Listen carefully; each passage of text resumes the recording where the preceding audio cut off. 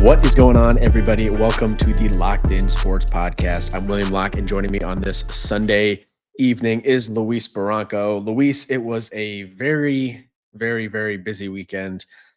We had the Yankee series, and we had some big trades today. We had the Grizzlies trade in the morning. We had the Rafael Devers trade in the evening. How you doing, my friend? We've had a lot this weekend. I mean, we've had trades, we've had sweeps, we've had fights this weekend, breakout in Major League Baseball. And we've had some little league college World Series action. You know, we should start off the podcast instead of just doing the Yankees start of the podcast. We should just start out the podcast with how was Williams U14 squad this weekend? Do they have a team name? First off, what's their team name? Well, we're Columbus Park. That's the park we play in Chicago. So that's kind of what we go by. How was the Columbus Park, U14s this weekend? What's the recap? 13, 14-year-old team got the dub, walk-off double, tied 7-7 heading into the bottom half of the last inning. We got the dub, and then we got the dub in 11 and 12 too. It was like 11-7, so it was a good weekend. Beautiful day for baseball in Chicago, and we got 2 wins. So yeah, can't complain. You dip in the panel out this weekend. Managerial strategies. You have better strategy than Boone. Did you have innings eater like the Los Santos come out and eat 3 innings, or what's up? We had, let me think. The first game, we had the same guy pitch the whole game. He was fine.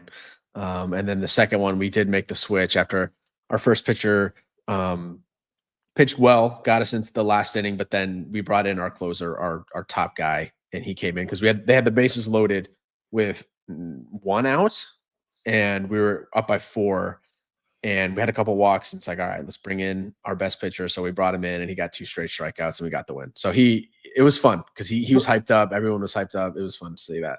So pretty much like Garrett Crochet on Friday versus Essentially, yeah, it was pretty much like that. Yeah, got 2 strikeouts there at the end. Hey, it's been a weekend. Like, what a weekend that was in baseball. Like, I don't think we see these weekends a lot where we have like the hot stove. Everything's like piping hot. Like, it's midsummer. We have a short work week this week, starting Thursday. It was just a good weekend in general, Except for the Yankees. But I think the Yankees sacrificed the series for what we're about to talk about now.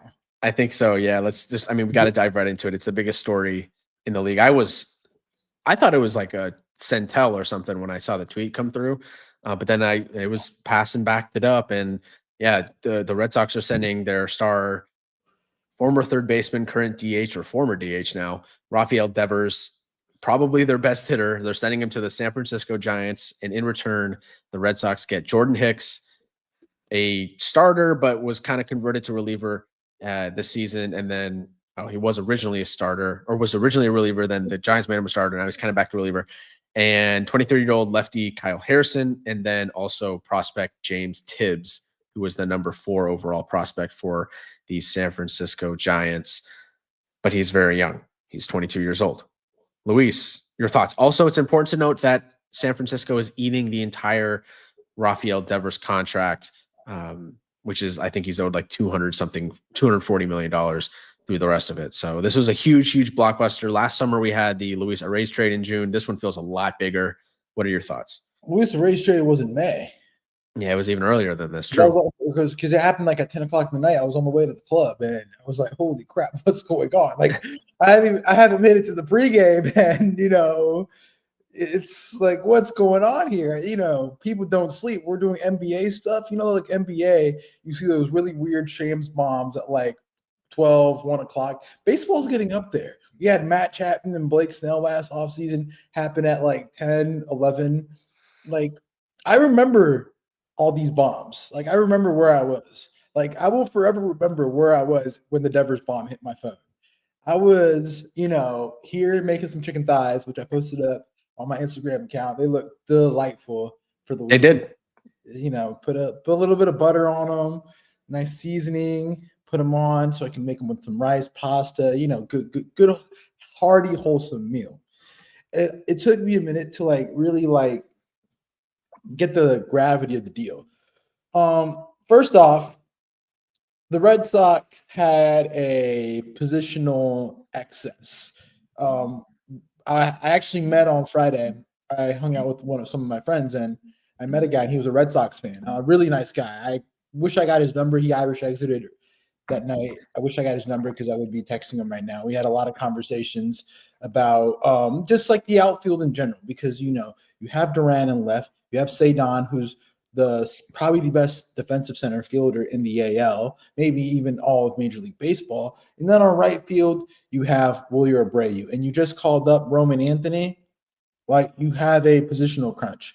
Same thing for the infield. One of the biggest points I made to this new acquaintance, the Red Sox are getting hot at the right time. The Red Sox just won won the weekend series against the Yankees 2 out of 3. They just won the Rays series, and now they won Friday night, and they won tonight.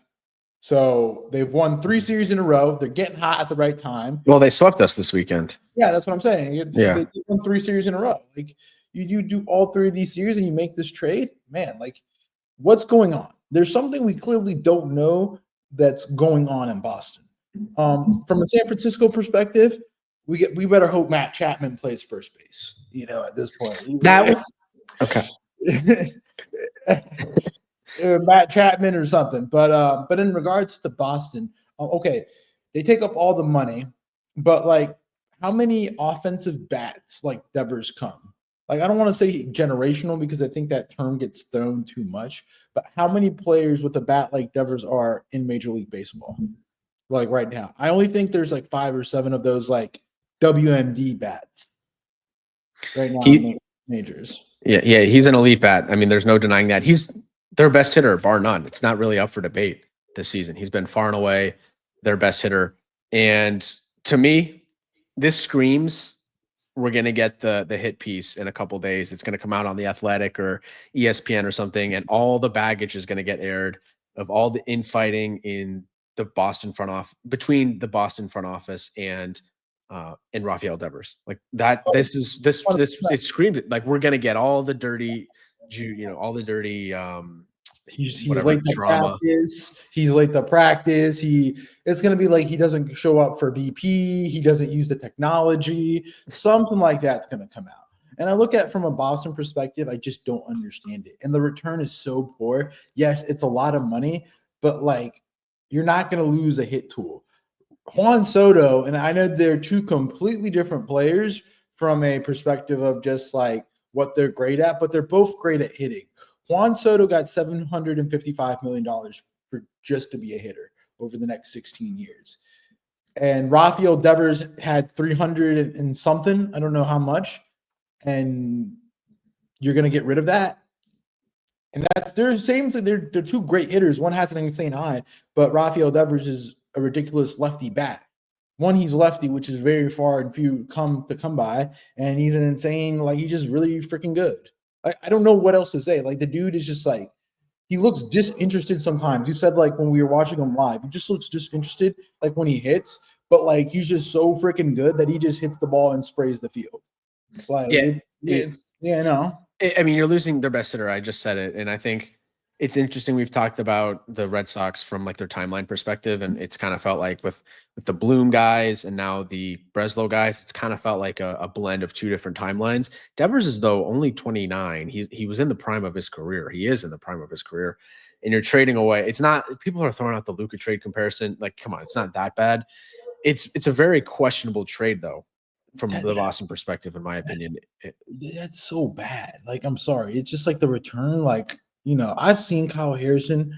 I don't think he's that great. I think he's have you seen him pitch? Yeah, he was a former top prospect for the Giants. He hasn't really panned out for them. He's kind of just fastball slurve mix, and the metrics on him aren't great either. Are not great on him either. And he's a lefty. He to me, he's more of a back end starter. You have Jordan Hicks, which I know Alden can talk all about it with the Cardinals, how he was a reliever. He tried to switch him into a starter. He's kind of like a swing starter now. Yeah. Swing guy, spam sinker, and like the whiff rates weren't great when you look at the numbers. Like, for a guy that throws high velo, we have our concerns with high velo guys. And I just think this is a slam dunk for San Francisco. Like, nobody wants to talk about, and I think it was mentioned tonight very briefly, but like San Francisco has issues getting top free agents into San Francisco hitters. Mhm. So now that they saw this opportunity to get an elite bat into the lineup that you don't have to convince through the free agent market, like it's a no-brainer. I do this trade 10 times out of 10. People say, oh, James Tibbs is like the big piece. Yeah. But when you're a team like San Francisco who wants to compete and wants to bring in high dollar bats, and with the difficulties of it being in San Francisco due to taxes and living out on the West Coast for a lot of Latin American players isn't great compared to the East Coast. The ballpark isn't a great hitter's ballpark.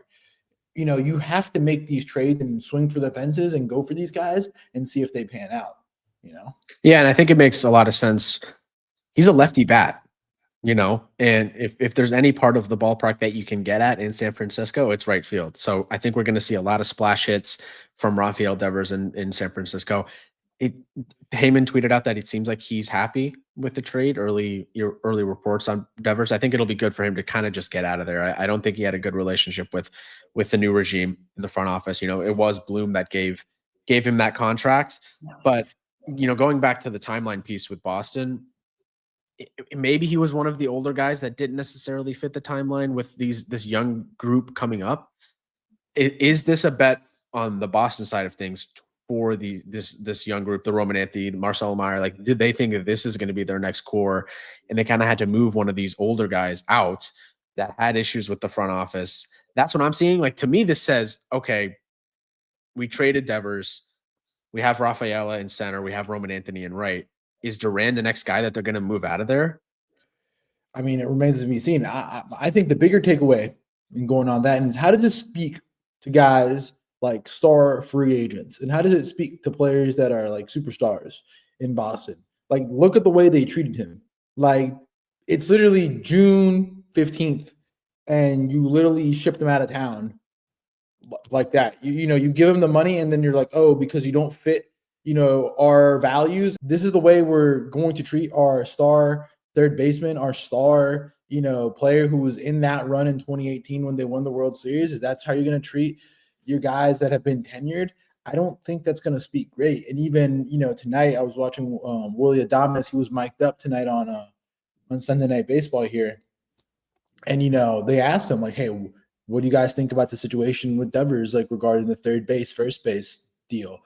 And he really didn't want to speak about it. And he got lucky that when he was starting to they got him to voice his opinion. Like they got Tommy Edman hit a home run, and they stopped talking about it because that loudspeaker at Dodger Stadium is ridiculous. But I think there's going to be a clear pushback with players with if that's how you're going to treat your star guys and how you're going to run things. And I mean, okay, congratulations, Boston, you're clearing the books again. But what does that tell you to the fan base? What does that say to your fans? You've already traded Mookie Betts because you wouldn't pay him. And then Devers, okay, he didn't want to play first base, but he was fine as a DH, and he was making $300 million. So you're number one, you're cutting costs again. Like, this is not a good look. It's really, it's not a good look. I'm sure Boston fans are pissed off about this. To your point, you're coming off a stretch where you're playing your best baseball of the season.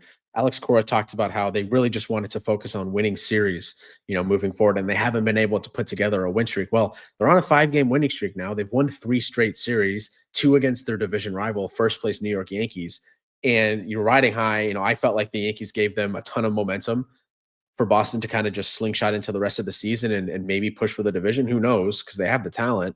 Now it's like immediately after that, Craig Breslow's like, I'm going to ruin the vibes. I'm going to trade our best hitter away for a couple pitchers for sure that they need. We knew they need rotation help, but not necessarily star pitchers, and a prospect that's not going to be on the team anytime soon. It just makes no sense to me. It makes no sense. You know what it screams like to me? It feels like, like you're at a party and Craig Breslow's that guy that's like, the vibes are getting right at the party, and Craig goes, oh, let me get the aux. Puts his aux, and then you don't know what the hell he puts on it. Kind of like people are like, yo, why they switch the music up? The vibes are just right. Like, this is kind of interrupted here. But I mean, yeah, you beat the Yankees last weekend, 2 out of 3. You take 2 out of 3 from Tampa, which Tampa they're on a roll right now too. And then you sweep, like, what's going on here, Boston? Like, The vibes this were high. There has to be something is this that's something going with to come upper out. management too? Is this something with upper management that you also have a cost crunch? Like, you could have easily gotten more for Rafael Devers and just Kyle Harrison and Jordan Hicks and James Tibbs. Well, you know what this is? Maybe what this is? What? Mo Salah extension. Oh my God, FSG, Florian Wirtz, Jermaine Frimpong. Hear me out. Liverpool are doing bits in the transfer window right now. Jermaine Frimpong, Julian Wirtz, they just re-signed Mo Salah. I know they lost Trent, but it's the same ownership group. FSG is spending a ton of money investing into Liverpool. And for the past decade for the Red Sox, it's felt like they've just been cutting costs left and right. Maybe the last, we'll say 7 to 8 years, it's just been cutting costs for the Red Sox. Meanwhile, Liverpool's riding this high, the best run they've ever had. I don't know. Is there a correlation there? It is the same ownership group. I don't. Maybe I don't know enough about the details of how the ownership operates, but I don't know. You let Mookie walk, you let Bogarts walk, and now Devers gone. You traded Mookie, let Bogarts walk, and Devers gone. He did not demand for a trade, is what I'm reading here. Obviously not. And that, according to the beat guy for the Boston Globe, Pete Abraham, Red Sox felt that a $313 million contract comes with responsibility to do what's right for the team, and Devers did not fulfill those responsibilities, so they traded him. Yeah, we're gonna get the hit piece. The hit piece is coming. The hit piece is coming. The hit piece is. I just don't understand it. Like, people want to talk about the Boston side, but I just think this is a slam dunk for just San Francisco. I mean, you have so much difficulty getting hitters to your ballpark, and now you have one of the best offensive players in baseball. We're not going to talk about defense. We're not going to talk about base running. We're just going to talk about just putting bat the ball. Devers is one of the best in the game. And I think it's good from a Giants-Dodgers rivalry perspective. The Dodgers have been getting all those dudes, and now it's like a bit of a clapback for the Giants. They get a star bat. It's hard to go to San Francisco. Let me ask you, if you're a star player in Major League Baseball and you get offered $400 million from LA or $400 million from San Francisco, where are you going? Of course you're going to LA. Yeah, because number one, it's cheaper to live in LA. Cost of living is cheaper in LA than San Francisco. It's like comparing buying like a Lamborghini to a Ferrari. They're both super expensive, but yeah, San Francisco, I think, it's the most expensive real estate in the country. Most expensive real estate in the country. And then what ballpark would you feel more comfortable hitting at? Of course, Dodger Stadium. Yeah, San Francisco is a super pitcher-friendly park. Makes a ton of sense that they had to trade for a guy versus getting him in free agency. They're right in the thick of the things in the NL West right now. They're only a game back. I don't know what the score is. We're recording this during Sunday Night Baseball. It's 3-2 right now. Ooh, Giants are winning right now. Yeah. And it's Kyle Harrison was going to pitch tonight. Now, let me ask you this. What do you think about the lineup now for the Giants? You got Patrick Bailey catching. One of the best defensive catchers in the league, by the way. Extremely underrated. He's the best. In the outfield, you're going to have Heliot Ramos, who has been pretty freaking well. You got Heliot. You got Jung-Hoo Lee out there too. Podcast favorite. Who else do they have in the outfield? Right field's Yastrzemski. You have Yastrzemski. Good eye. Always gets on base for walks. Infield now. Now that's the next question you're going to figure out, because now you're the manager of the podcast. You're the Aaron Boone. You got Chapman at third. You got Adames, who plays short. First base, they had Wilmer Flores, who kind of swaps in and out. And then at second, they have I forgot who plays second. Tyler Fitzgerald. So, all right, where are you putting in Devers? I think he has to be the DH in replace of Wilmer Flores, who's been struggling. Okay. Because you cannot take Matt Chapman away from third base. He's one of the best defensive third basemen. Like that, he's such an asset there. Adames, you gave him a huge contract to be your shortstop. He's going to stay there. And then your first baseman is Dominic Smith. You could maybe run, if Devers is open to playing first base, which would be very interesting if Devers said, nah, I don't want to play first base when he was in Boston, but then he immediately goes to San Francisco and he's like, you know what? I'll play some first base for you guys now. That would be funny. That's something to watch. Right now they got Dom Smith over there at first base. I mean, that's the spot that he could slot into. It's going to be DH or first. I think it's a principle thing. I think he could play first base. I think he could. Because it's a principle thing. Because I feel like, it's like I said, you're one of the best in the world at your position or at your job, and then they're like, oh yeah, we're gonna grab somebody just as good or a little bit somebody else at the same spot, pretty freaking good too, to play your position to like do the same role as you. I think you'll feel slighted at that company. Mm-hmm. And now a different company, okay, you guys didn't agree to this contract. Regardless, I mean, Giants look good. I mean, Giants got good pitching too. They got Robbie Ray, who's creeping up in the Cy Young talk. JV also is pitching pretty decently. And then you got Logan and Webb. You got 3 guys. You know that bullpen's always has those dudes with different slot angles and everything. They got the bat now. Maybe you go get another bat. And, you know, in the trade deadline, you go get a first baseman. Like you maybe go get a Nathaniel Lowe from the Nats, and then that's a really nice team. It'll be a tough out. It's a all-in move for San Francisco, and I'm curious if it was a San Francisco move like Buster Posey in their front office. Were they actively seeking Rafael Devers, or was it more of a Boston was shopping Rafael Devers to the rest of the league? More like who called who? Who was like, hey big head, you up?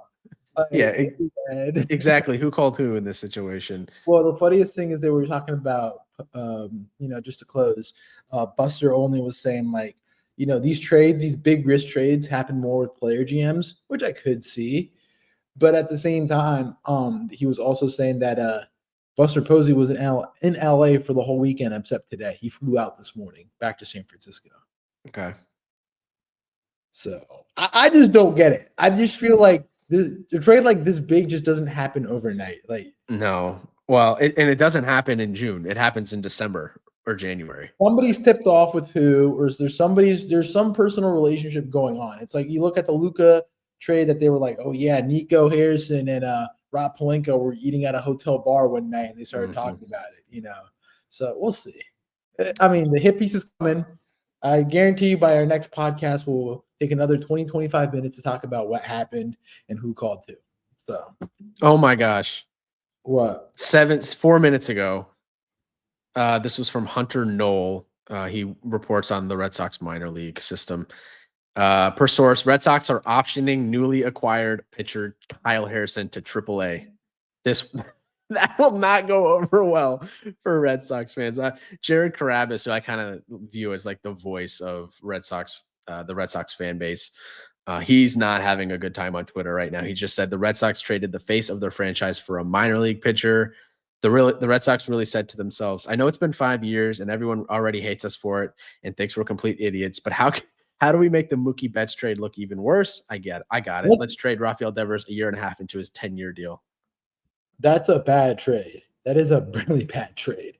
All I can see is Twitter's going crazy. I mean, this guy I follow for fantasy baseball just tweeted out, Garrett Cole just ramped up his rehab. Cutter is king. I'm a dead-ass Mets fan. Expletive this. I just, oh my gosh, man. I can't believe it. They traded their best player, the face of their franchise. I know there was issues with the front office, but Yankees fans, Earl, flip them to the Giants. At Giants, flip them to the Yankees now. Yeah. I'm just saying, but, Yankee fans are rejoicing across the country today because we don't have to worry about Rafael Devers 4 series a year now.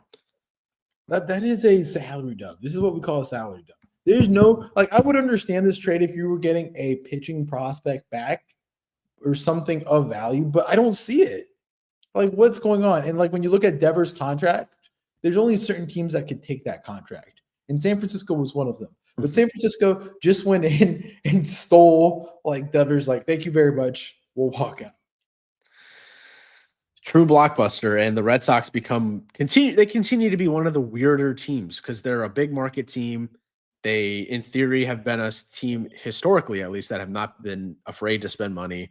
They've won the most World Series this century, but their front office has just continued to make boneheaded decisions. And this is yet another one. If I was a Red Sox fan, especially coming off the Hive sweeping the Yankees at home, I would just be pissed off, and they have every right to be pissed off with this trade.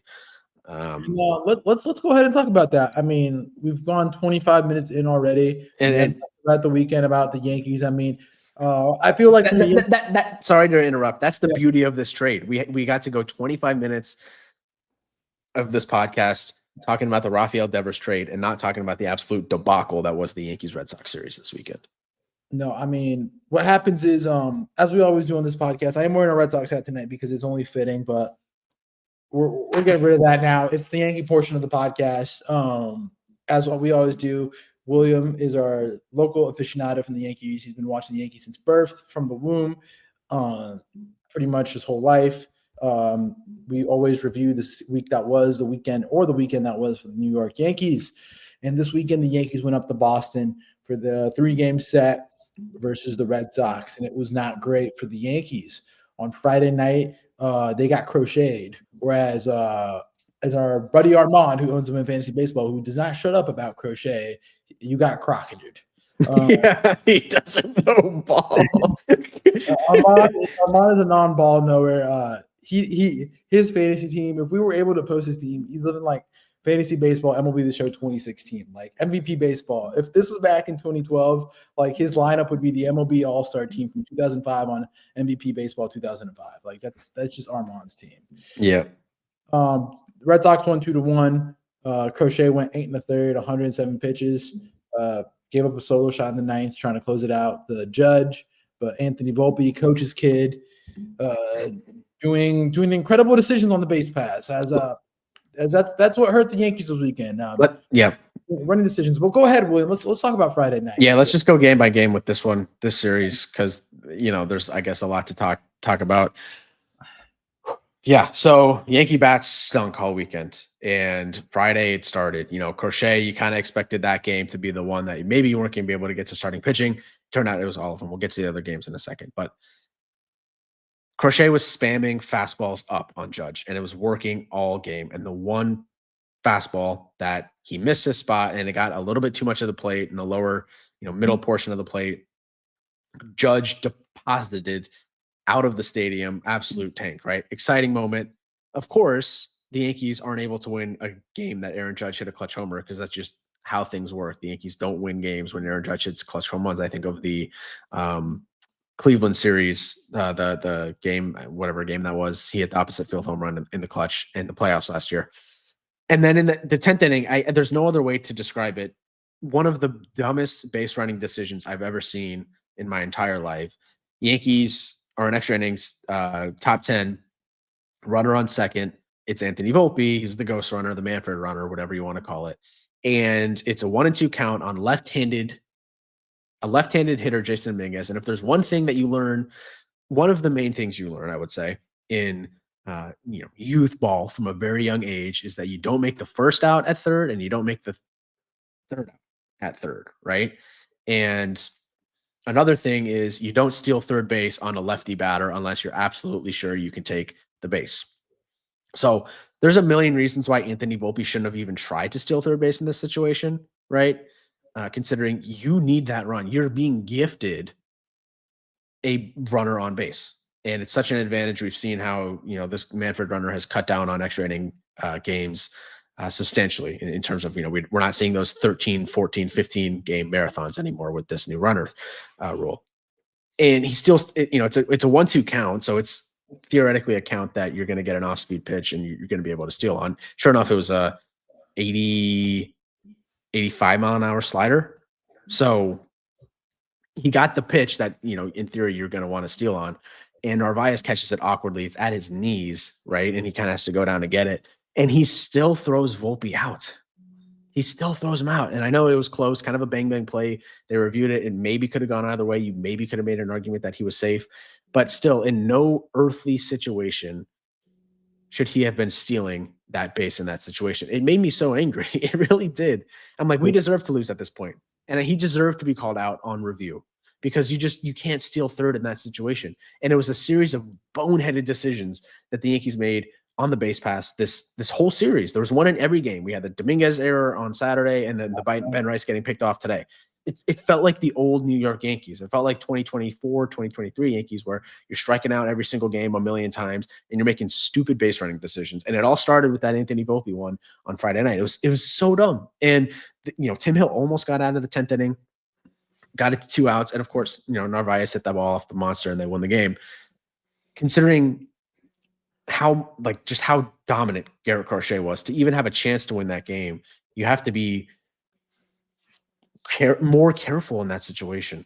And could have stole one, really could have stole one on Friday night, and that just set the tone, in my opinion, for the whole weekend. Yeah, I mean, Friday night, that was a game that, you had an opportunity to steal, but you gave it away. I mean, Anthony Volpe making bonehead decisions. I mean, today's game, I made a beautiful – I was in my cooking bag today. I made pancakes, eggs, bacon. Like, I had myself a nice brunch at home on Father's Day. Happy Father's Day to all the fathers that listen to the podcast. That includes pet fathers as well, if you're a father to a dog, cat, whatever. But man, I watched the game and I had a headache watching the game. I just couldn't believe the bats just went cold. Aaron Judge goes 1 for 12 this weekend, which is with 8 strikeouts. 9 strikeouts. 9, sorry. 9, which is the most by any New York Yankee player against Boston all time. It was the fewest runs the Yankees scored in a series in Fenway since 1922, I believe. Bro, it doesn't matter. The Saturday they lost. The Red Sox won 4-3. Rodon was all right. Again, the bats were asleep. Then Volpe got high on his own supply. He made that great play on Thursday night with that jump throw against the Royals to get someone out at first. And he's like, oh, you know what? Did it on Friday too. Yeah. Do it again and get an error. Let's do it again. Like, getting high off his own supply. And Goldschmidt said he should have blocked that ball up, which I think he's just being generous to Volpe in that situation, to be honest. Goldschmidt seems like that type of guy that would, like, whatever you're in a pinch, he's like, no, that's my fault. Or like, well, we like, yeah, we could have done better. Like, he's the guy you want as a spokesperson. But still, yeah, Volpe should have just ate that ball.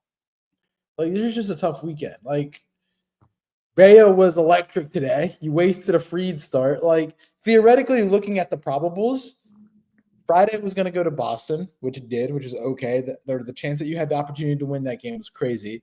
And then Sunday, you had Fried, so that should have been the Yankees. So the only rubber match that should have been would have been Hunter Dobbins. But Hunter Dobbins, for some reason, against the Yankees, turns into prime Pedro Martinez and just goes nuts. Yeah, He's the last pitcher, the first pitcher since Michael Wacha in Red Sox history to pitch 6 innings with 2 hits or less and 0 earned against the Yankees.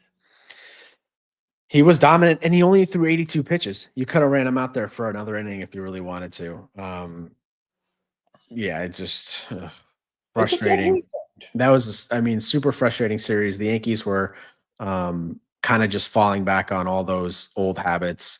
And, the best part about baseball is that there's a game tomorrow. And if you look at the month of June for the Yankees, like, it should be a month that you're taking advantage of a lot of these easy series. You got the Angels this week, and then also Baltimore. Like, those are 2 series you should win. If you look at July, it's a lot tougher. Man, so I disagree. Like, I saw the tweet this week and I looked at the schedule. You got LA this week at home, which theoretically you should win. But then you get the mighty Orioles coming to town, and the Orioles are hot. They just got to sweep against the Angels, who you're playing tomorrow. Mm-hmm. And then the Reds are playing some really good ball. You got to go to Cincinnati and put the Reds. And the Reds are playing really good ball. Like, the Reds have won. They won the series against Detroit. They won the series against the Guardians. Like, they're playing some of their best ball right now. And they beat Arizona, too. They swept Arizona. So it is not an easy week for the Yankees. And the facts are that it is already concerning. And, as they would say, this is a Yankees crisis, Yankees existential crisis. Yeah, you're still in first place in the division, but the problem is, in such a bad division, quote unquote, like, you're only up 3.5 from the Rays and 4.5 from the Blue Jays.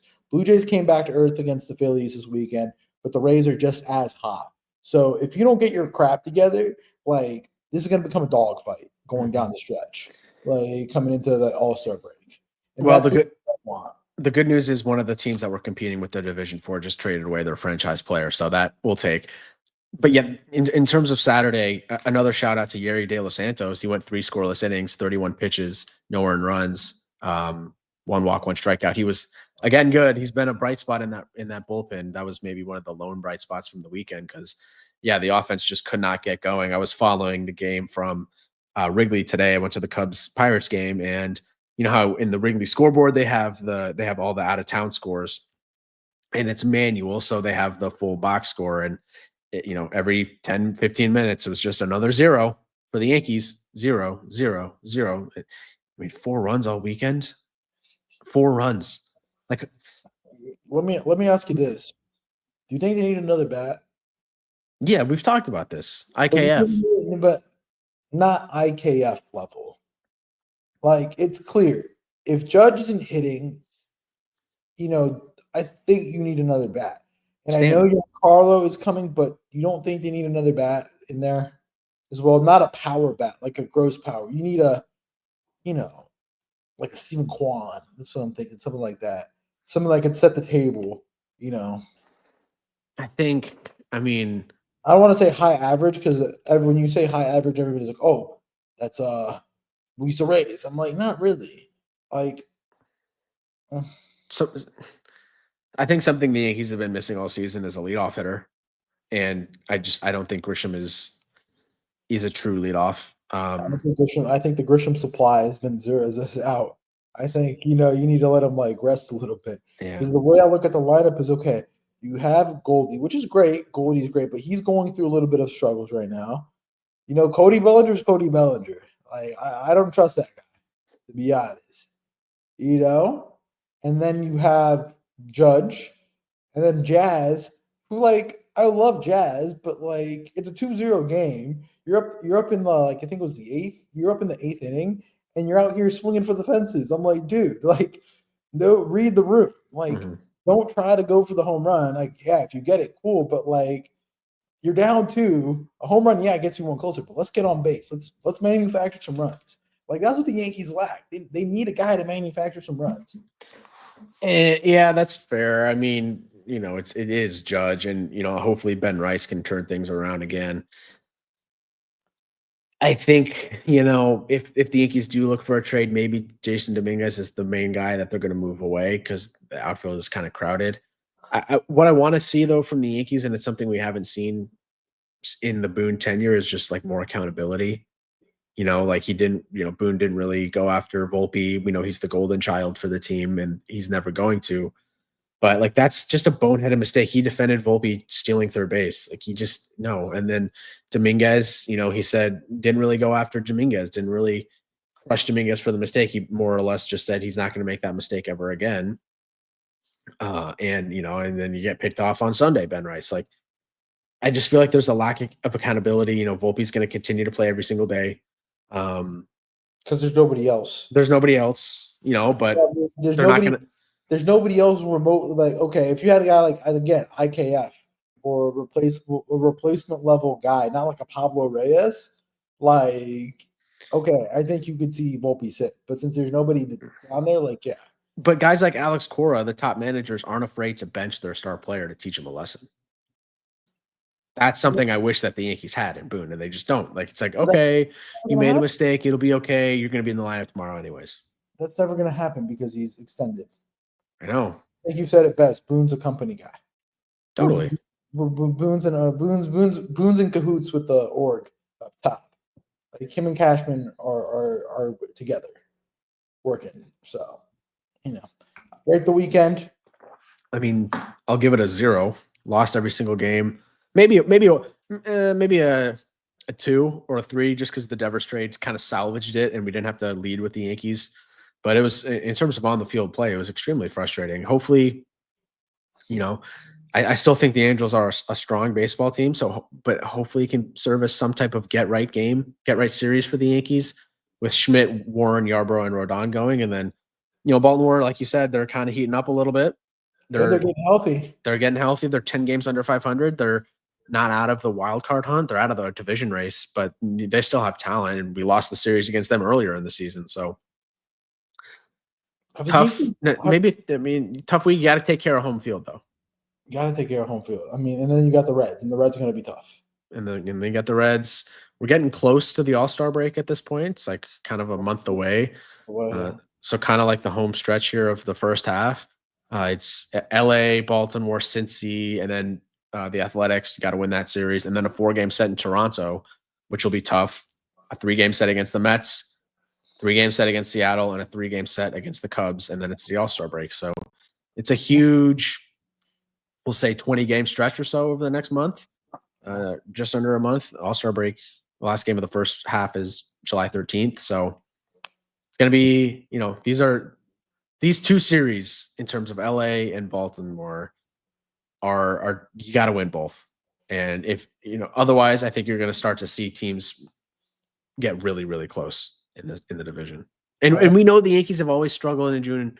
Like, it's just been a tough month for the Yankees. Like last year, June and July, they were bad. It was 2022, 2023. They struggled in the month. So we'll see. It's a brutal weekend.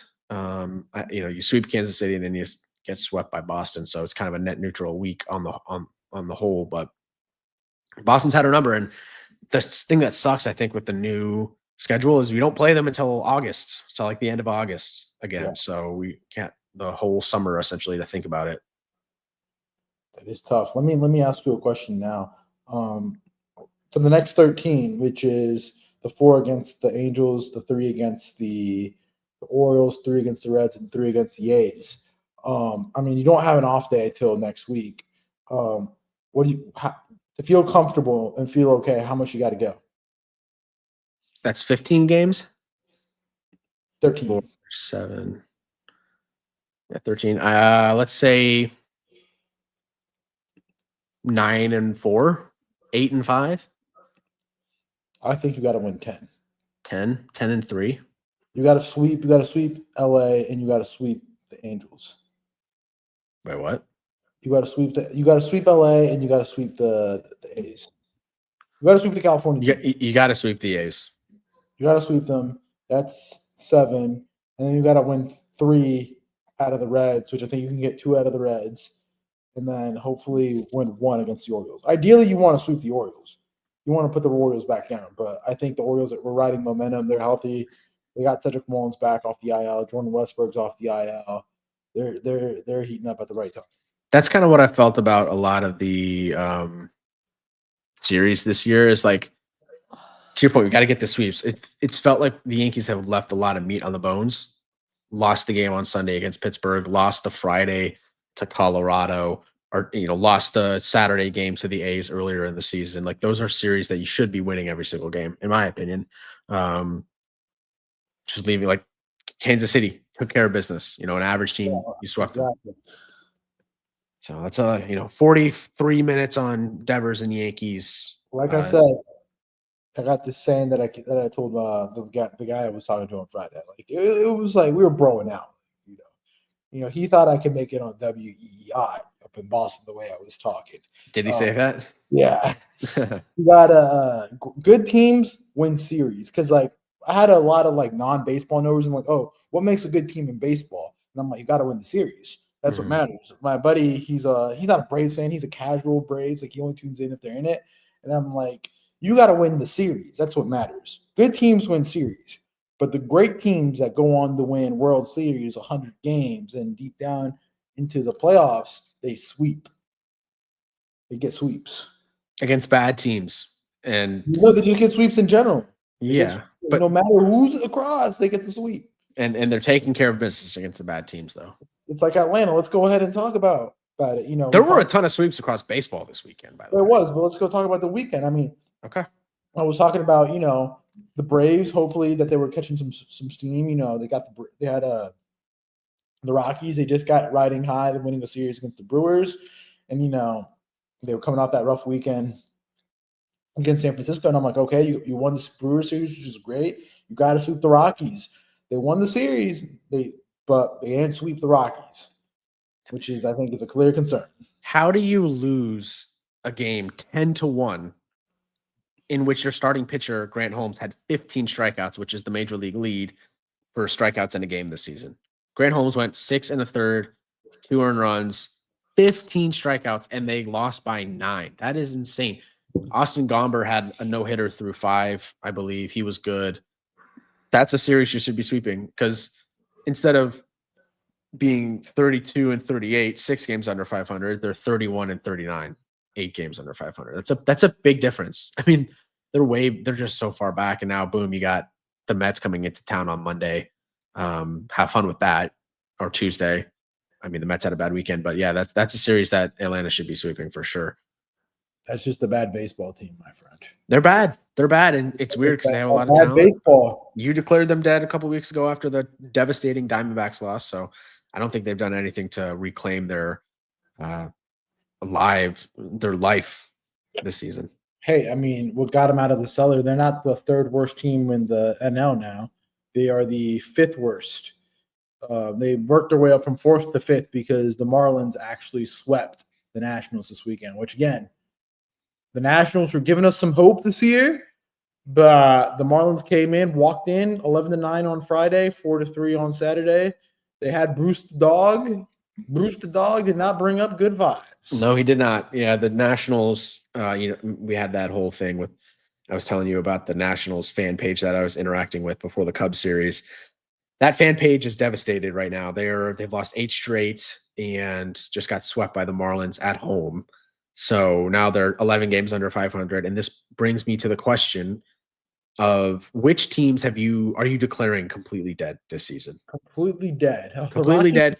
No chance of making the postseason. The Rockies were the human sacrifice. They were the first ones put out by like the NL. They've been dead.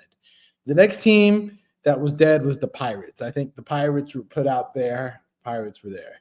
Marlins, 100%. Everybody here in Miami was even surprised that they win games. They literally said like they want them to lose because everybody took the under on the wins total for the Marlins this year. So those 3 are dead. Braves dead. Those are my NL teams. Nats are dead. Nats, we're putting them down. Time to put down the Nats. White Sox, you've been put down. Teams on wait. No chance of the Pope resurrecting the White Sox season? No, they're dead. Okay. I hate talking about it. I literally tweeted you. I literally texted you today. I'm like, I hate talking about some central block teams because, like, what are we supposed to say? Yeah. So teams on life support, Orioles are on life support, and the A's are on life support right now. The plug is about to get pulled off them real soon. So it'll be interesting. I mean, I think I got Rockies, Pirates, Marlins, Nationals, Braves all dead. White Sox, A's are dead. And that's it. In the American League, it's only the White Sox and the A's because I do think the Orioles have an outside chance of making the wild card. Angels are 3 games back, so they're still, in theory, have a chance. Obviously, I don't think they'll be there. So despite the American League being the worst division, there is a more parity. It's maybe deeper than the National League. So I think the A's have a chance too. They just had a sweep this weekend. Talk about it. I mean, they swept the Royals. I mean, Royals might be selling here at the deadline. They're 2 wins out of their last 10. I know it was the Yankees, but man, you lose today, a tough one, 3-2. It could be curtains for them at the deadline. I mean, they have really good high leverage arms that are going to generate a lot of interest. They'll get large returns for like a Lucas Ursig and Carlos Estevez. They also got guys like Michael Wacha. And as I say that, Andy Pajes has gone yard. Foul. It was foul. It was foul. No. Oh, no. Yep, 3-run shot. But as I was saying, the Royals got a lot of arms. I mean, I like the Royals. I think they can get on a run. But it's just like, how further are you going to fall? The A's have a really good young core. I like watching the A's. They're a .TV team. So, I think they're dead. But anyways, we talked about that series. What other series we got? We talked about Miami, Washington. Let's talk about Cincinnati. I mean, I prefaced it. Cincinnati, went into Detroit this week, stole 2 out of 3, and now Cincinnati is quietly like creeping up. I have some statistics about the Reds. I'm not trying to be Reds biased, but the Reds have quietly surprised me in the past 2 weeks. I mean, they've had no Hunter Green. They've suddenly, without Hunter Green, they have been pretty good. They've won 8 out of their last 11, and they just took 3 out of 4 from the Tigers. So was it 3 out of 4? I thought it was just 2 out of 3. Excuse me, 2 out of 3. So that's really good. Like, and the Tigers are also number 2 in OPS against lefties, and they neutralized him today. So yeah, it's they got Minnesota and St. Louis coming up. Their starting pitching has been strong this season. Andrew Abbott kind of leading the way, leading that rotation, and with Hunter Green gone, it's really just a question of their lineup. And they did enough against Detroit this weekend. I mean, they put up 11 runs on Saturday. Tough start for Jack Flaherty. I feel like Jack Flaherty's just been like really up and down this year. It's either 4 innings, 6, 7 earned runs, or like 6 innings of 1 earned run or 2 earned runs. Like he's very up and down. Tyler Stevenson had a good game on Saturday, 4 ribbies. Matt McClain, 3 ribbies. Ellie De La Cruz had a homer. Spencer Steer also had a home run. Ellie De La Cruz is on a roll. We should talk about it. 4 home runs in the past 4 games, like 1 homer every game, 4 games consecutive. Like he's been great. I don't know if you've heard the commentary about his extension. I don't know if you've read that the Nick Krall, the team president for the Reds, said that they tried to extend him, but they were unable to find an agreement. And he is a Boris guy. Oh, he's a Boris guy? Yeah. I mean, forget about it. We know where that's going, my friend. Well, where are we going? Where are we going on Sport Drive? Let's check the contract out. Let's talk about it. Well, you have deep deals with Boris. You've been on it with another year. Like he has pre-arbitration this year and then arbitration in 2 years. Yeah, and he's a free agent in 2030, so he's under team control for a long time. He strikes me as a guy, like I really like Ellie De La Cruz. I think he's a cool dude. I think it's really cool that he like has worked extremely hard to learn English and like wants to be a face of baseball. Like I really do think that's awesome. And I think he would want to stay in Cincinnati and be that guy that can win there. I would, be curious to see where they go this season because they haven't been good when he's been in Cincy. And we kind of had talked about earlier in the year, like, oh, he's not really making the step. Like, a lot of people were picking him to win MVP this season. And I don't know, he was fine, but he wasn't like that MVP level. Well, he's been at that MVP level the past week or so. They're 3 games back in the National League wild card right now, which we know it's going to be a gauntlet to make the playoffs in the National League. It's not going to be easy. But with Minnesota and St. Louis, which St. Louis has been really struggling. They've been struggling. Let's talk about a little bit, just give a refresh for the listeners. I mean, St. Louis just had a 4-game set against the Brewers. Brewers won 3 out of 4. They had the Wilson Contreras beef on Saturday. But I mean, I think we're seeing the true St. Louis. And I think, it's going to be a dogfight between the Reds and the Cardinals. I mean, the Reds are 7-3 in their last 10, and the Cardinals are 3-7. The Cardinals are going to be a really interesting team to watch over the next month or so before the trade deadline. Like you said, they've really been struggling of late.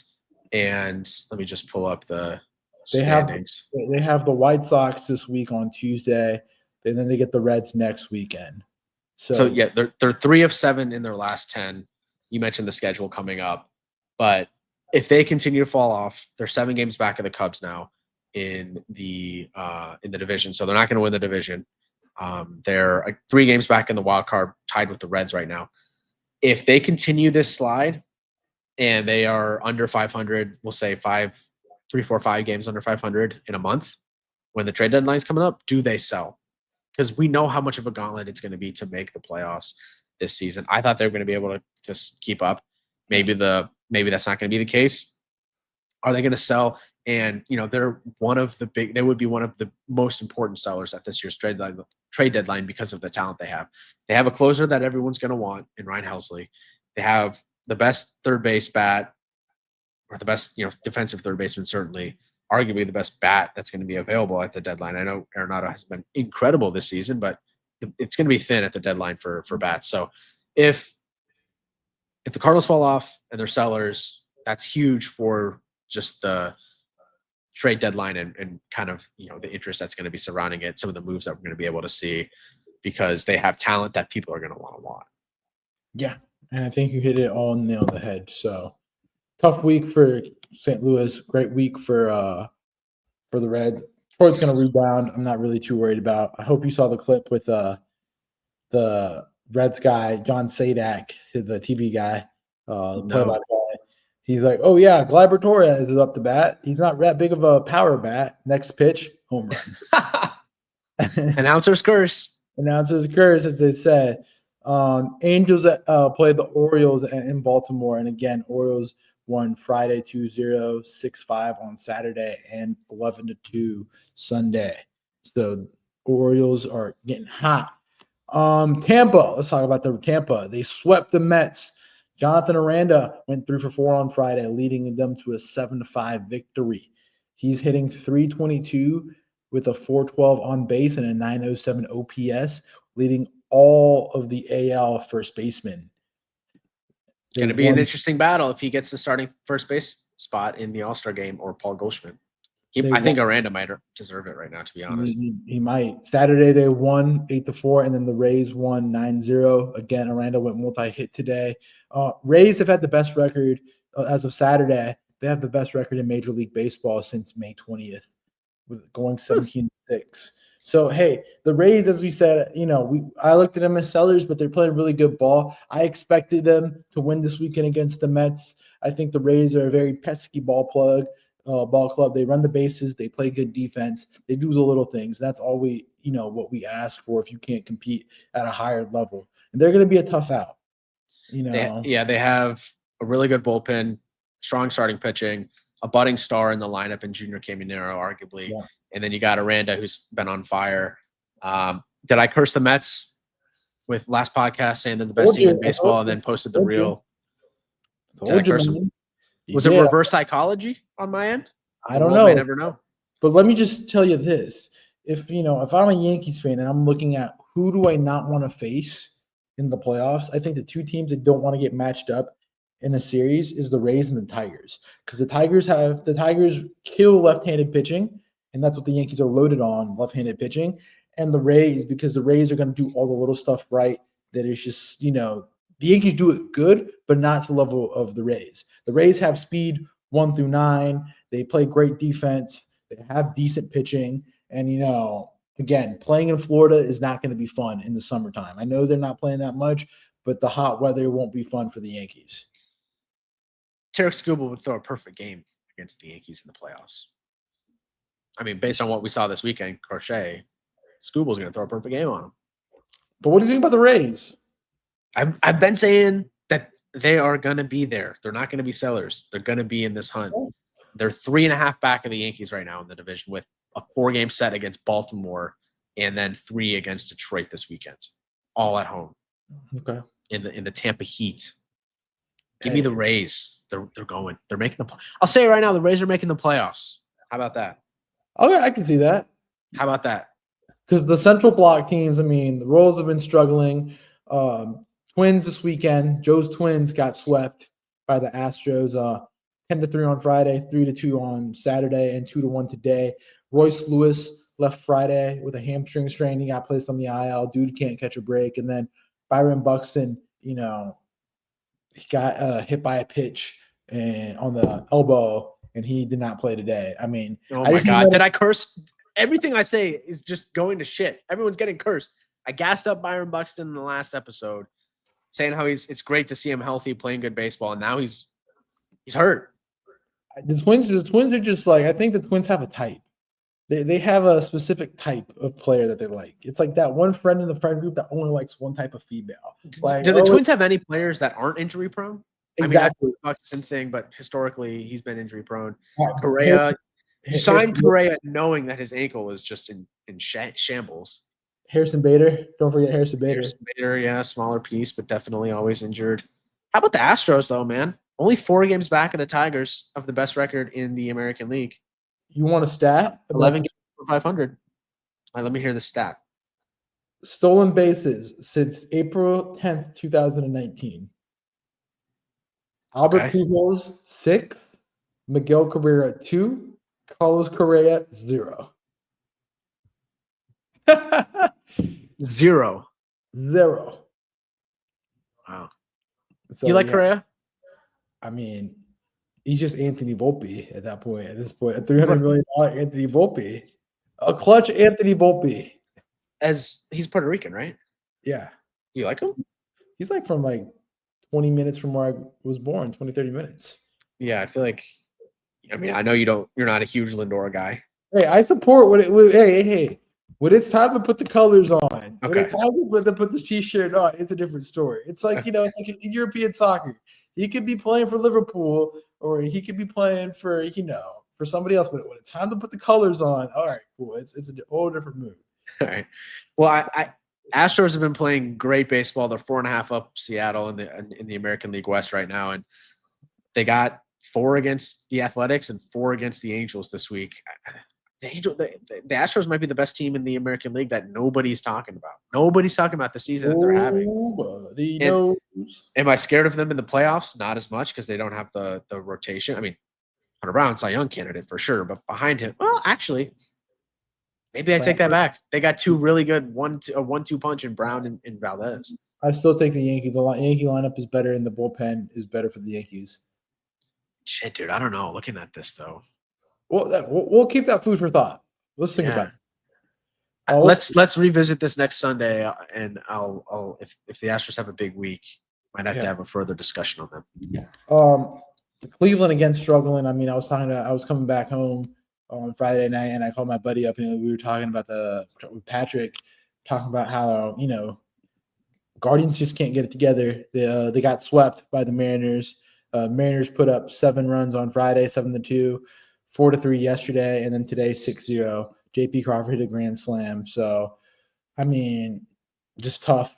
I mean, the West is just a mosh pit. The West is interesting because Seattle this week has Boston tomorrow, so that'll be interesting. And then they travel to Chicago to the friendly confines. 2:20 starts all around the weekend. This weekend at Wrigley with the Mariners next weekend. Next weekend? Yeah. Oh wow, yeah. The Cubs are on an extended homestand right now. Well, that's not good for Williams' bank account, That is not good for my bank account exactly. Yeah. But to Cleveland, I just don't think they're that good, dude. I don't think they're that good. They're 500. They're a 500 club. They can't pitch, and they're not that good. They're not that good. It'll be interesting to see the West what happens with the Red Sox and playing the Mariners and the Cubs playing the Mariners because the Astros are 4.5 back. The Mariners have a bad week. Houston has Sacramento, the Athletics, and then they play the Angels. They could make themselves a sizable gap this week. Yep.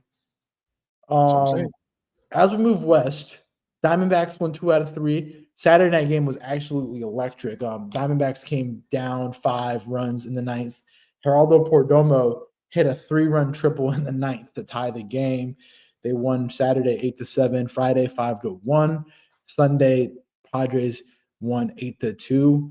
Pivetta had 7 innings pitched, 2 earned, 2 hits, and 9 strikeouts. Arizona is slowly coming back from the dead. Yeah. For it slowly but surely. I mean, the West is compressing itself, better said. Yeah, the Diamondbacks are finally a game over 500. They've won 2 straight series after that sweep with where they got swept by the Reds in Cincy. They won 5 straight and then lost today. But they've been playing better ball of late for sure. It's Toronto and Colorado this week, which could be challenging, the Toronto series, but Colorado should be, in theory, take care of business there. I know they had that weird game against Colorado earlier in the season where they gave up a ton of runs, but keynote for the Padres, they lose Jackson Merrill to the injured list with a concussion. Yeah, that stinks. He's second IL stint this season. Sliding in the second. That was a tough play. Yeah. Eugenio Suarez had 2 home runs in the series, picked up his 21st home run of the year today. He's been great. If they continued to struggle, he would be a trade deadline piece, but I think they'll probably be in and around the wild card, and would be very shocked if they end up being sellers, to be honest. That's what Nightingale's report said. Nightingale's report said that everybody was pretty much calling Arizona, like, what are you doing? What are you doing? Like Arizona is a hot commodity because they're a one-stop shop for most teams. So we'll see. Yeah, and it's just such a long season, man. And I think to be a seller with all the talent they have would kind of be a disservice to the fans, to be honest.